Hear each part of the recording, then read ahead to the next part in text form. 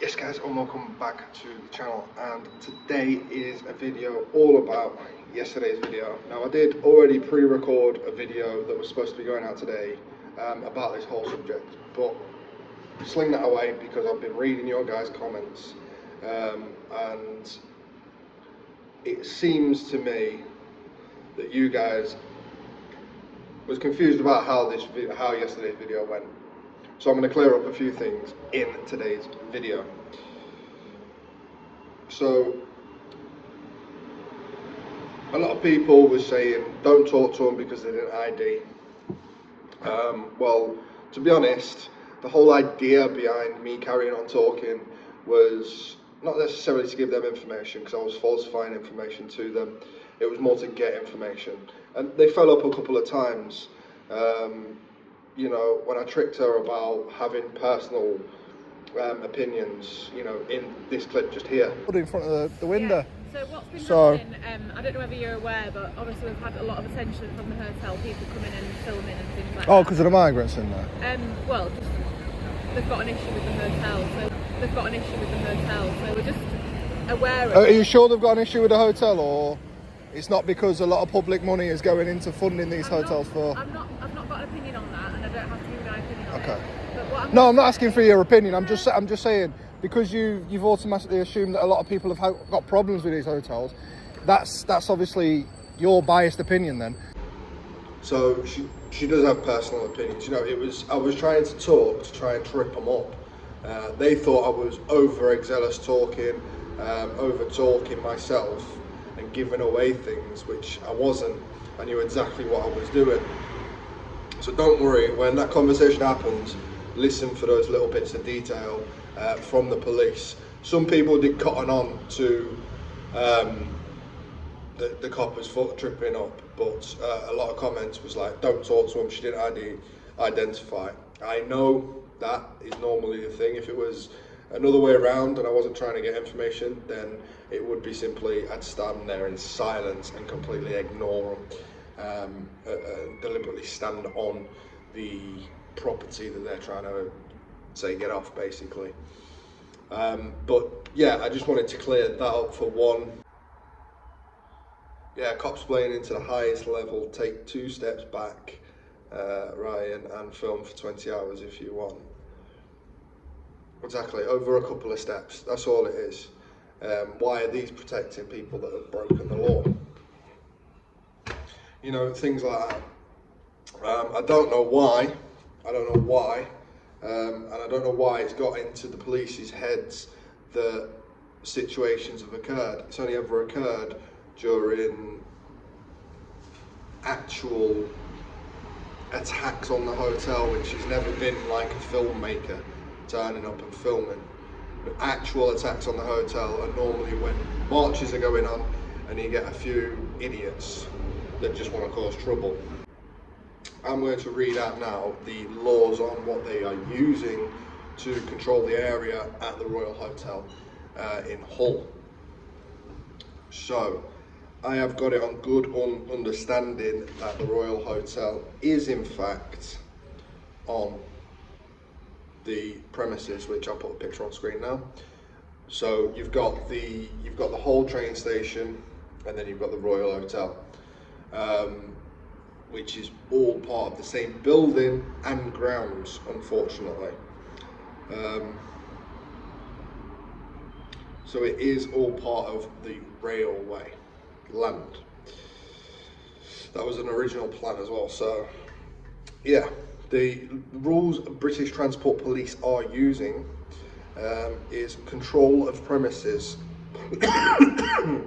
Section 13 subsection 2, which is no person shall loiter on the railway if asked to leave by an authorised person. So this whole thing about loitering in the UK is not normal, not a thing normally. They try and use it in some domesticated situations, or some public situations like at railway stations, etc., for PSPO areas. I've seen it on a couple of signs where they've said no loitering, no begging, no this, no that. Especially outside Doncaster train stations. A lot of PSPO areas have the same sort of rules. Not that anybody cares about them unless they are dropping a cigarette so they can fine them, or riding a bike in, let's say, Grimsby Town Centre so they can fine them. So Doncaster has dropping cigarette police there. Grimsby has the bike police there. You know, they're the same enforcement officers, but they're just there to do two different jobs. But always, it's just a money-making thing. Anyways, so that's the subsection they're using. No person shall loiter on the railway if asked to leave by an authorised person. Now, an authorised person is British Transport Police. That's it. So if the security asks you of the hotel, no, because it is deemed as a railway, so you can be there. So if security asks you, no. If British Transport Police come out and ask you, yes. Unfortunately, it is that simple. The only reason why it's classed as loitering and not trespass is because it's a railway, it's public, it's this, it's that. So to explain the reason, it's the same as removal from civil trespass, use reasonable force. Unfortunately, that is the case when it comes to railways. But I just wanted to explain that point, and I'm just going to go through a couple of comments just to see what people are saying.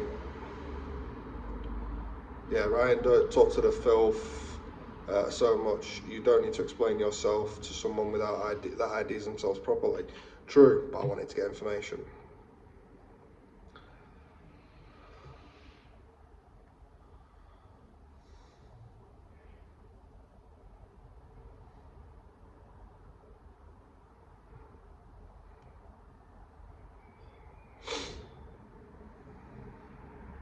This cop, bad cop, yeah. Good job looking forward to those bylaws. Well, here they are. It's literally one that they're using.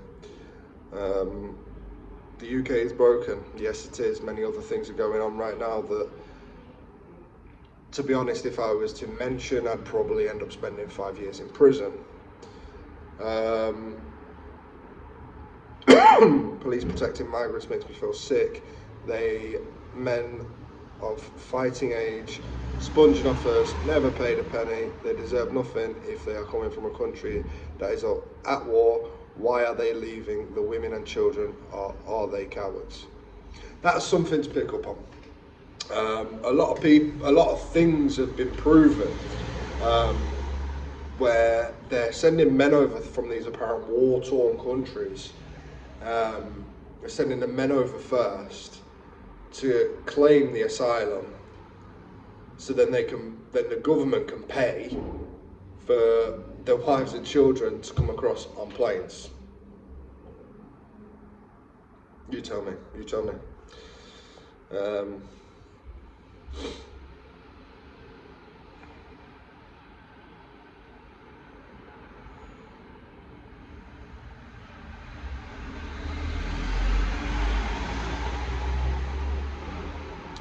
Are all the police in the country after their 15 minutes of fame on YouTube? Yes, they love it too much.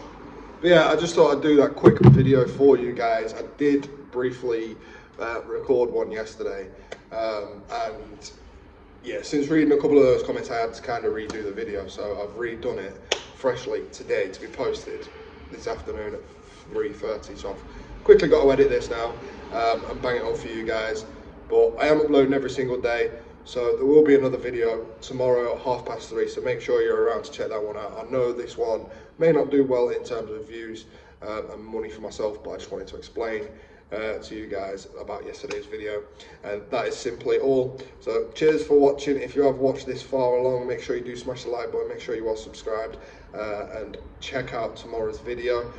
I'm sure it's going to be another banger. Let's go. And if you like these sort of videos as well, then please do let me know down in the comments. But yeah, tomorrow's video, check it out. Peace.